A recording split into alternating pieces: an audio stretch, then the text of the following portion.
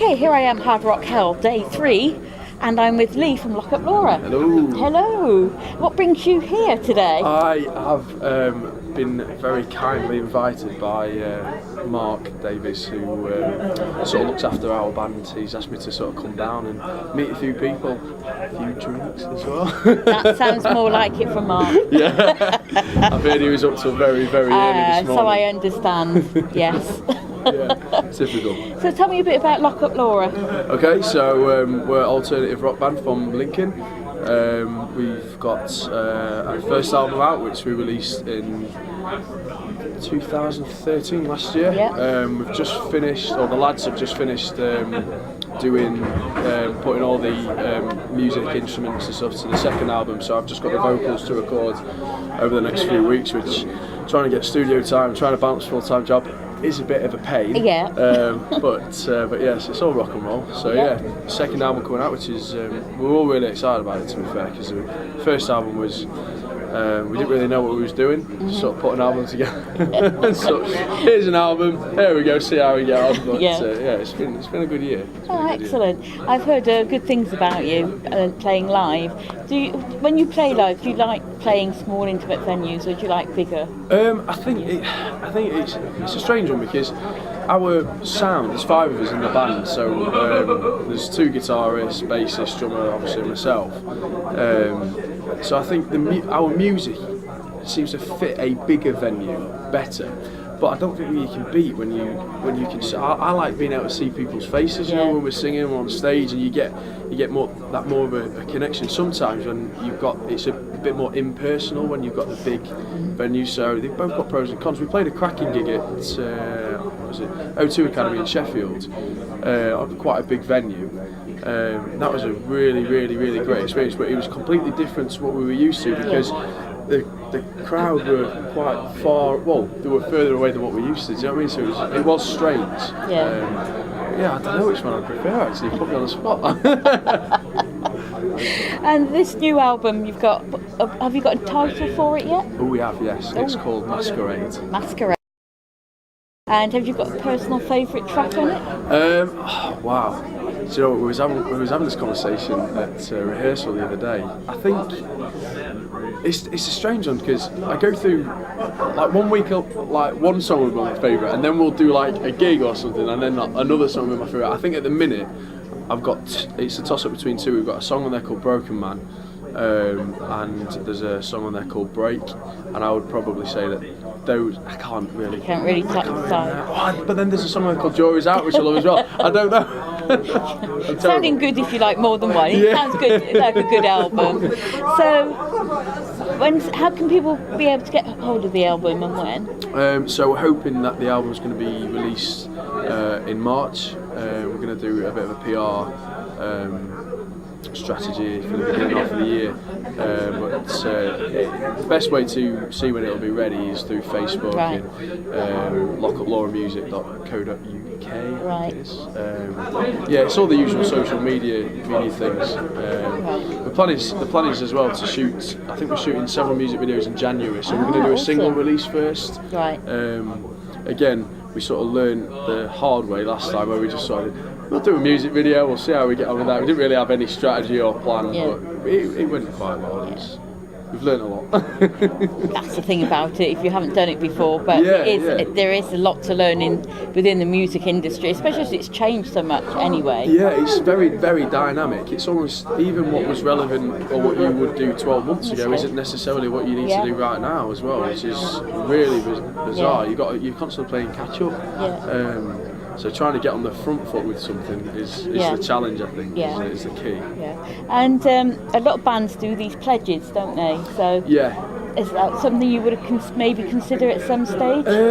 Is that the pledge music thing, like the crowdfunding? Yeah. The thing is with that, I've always been really interested in it, but I've never really managed to get anything tangible, like sorted, to sort of go.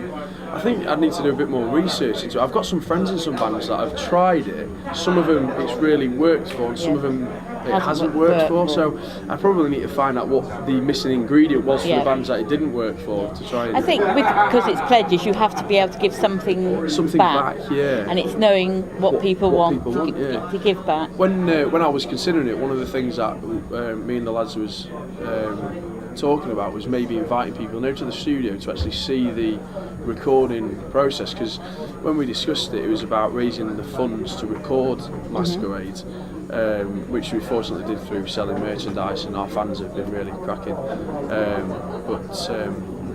But yeah, I suppose it is trying to get close to the fans, see what they want. Yeah, absolutely. That's the fans. I don't know if you ever watched The Apprentice.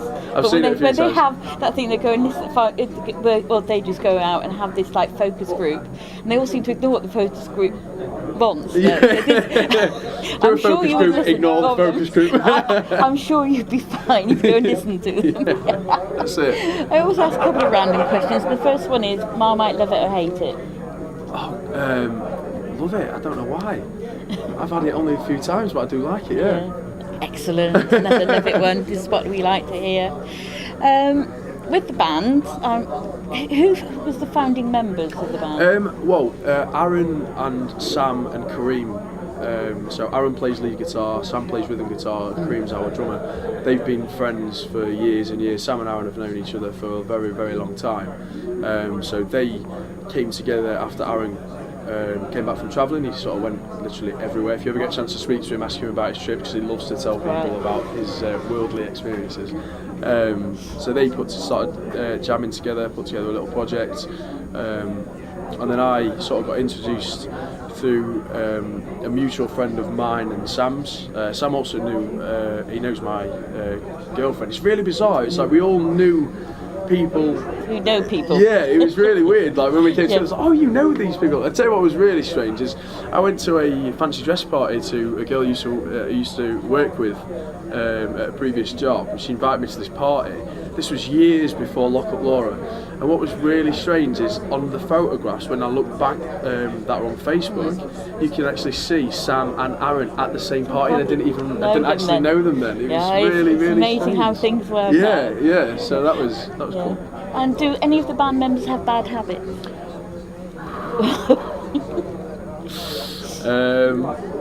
Yes.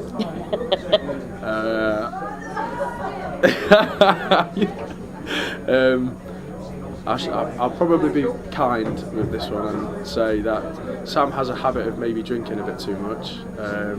Kareem has a habit of maybe drinking a bit too much. Aaron's bad habit is not drinking enough, and Liam's bad habit is speaking a bit too. He's a bit chatty. That's me being politically correct. For the first time ever. So when they listen to this, they'll be like, "Oh my God, who's that? Who's that that's actually being interviewed? Because that's not Lee." And the other random question I ask is zombie apocalypse. I love it. Right, go. The band. Yeah. Who would die first? Who would die first? And who would survive the longest? Right, so I would definitely survive the longest, regardless of what anyone says, because myself and my partner take it very seriously. We even have like a little risk assessment in our house. Brilliant. Seriously, like I know where I would go, I know where I would not go. The person who would go like first, him already. Definitely, Liam has to go first. I'm sorry Liam, but you're too young. I don't believe that you've watched enough zombie apocalypse films to maybe put together a risk assessment to the detail that I've put on a risk assessment. I mean, we've done this before, and we know where we go if there was zombie apocalypse. So where would you go, particularly? So I would make sure that I don't travel in large groups, because large groups of people put you at risk. Don't go to places where what will draw everybody else. So I wouldn't go to a supermarket. You need to find other alternatives. This is the best. This is like the best interview ever. I love this. Where would I go? I'd probably try and go to. I live near RAF Waddington.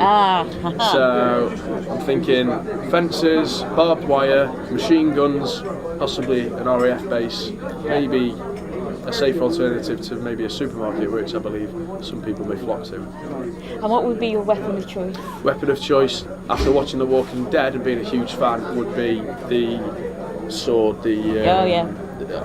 what's it called? The samurai sword. Because you don't need to reload it. No. You don't need to reload it. The only problem with it is that would be my primary weapon. I would still need some sort of shooting device, maybe a crossbow or a gun, just for long distance. Long distance, yeah. Samurai sword, straight through the neck. Sounds really good. If put a lot it of ever thought in. happens, we'll be in touch. That's it. Me and my girlfriend used to argue something chronic about. I used to say that I had an Audi TT and her dad had an Audi Q7, which is a big car, and I was like, no, TT all the way. And this was the only bit that we used to disagree. She wanted the Audi Q7 because it was bigger, but then you invite more people into your car. I just think two-seater, why not? Do you know what I mean? So there we go. Excellent. Well, thank you so much for giving me some of your time today. Thank you for asking me the best questions I've ever been asked. Enjoy the rest of your day. Absolutely will. And watching the band. Thank you very much. Thanks a lot. All right. Cheers. Cheers.